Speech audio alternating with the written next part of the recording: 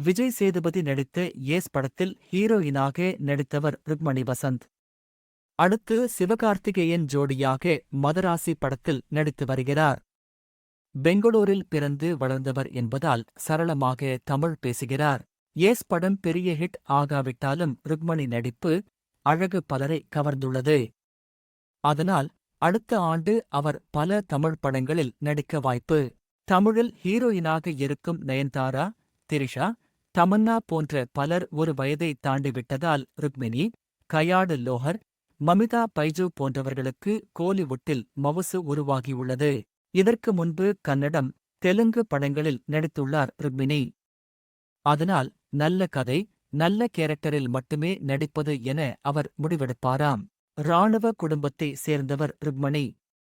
அவர் தந்தை வசந்த் வேணுகோபால் தீவிரவாத தாக்குதலில் உயிர் இழந்தவர்.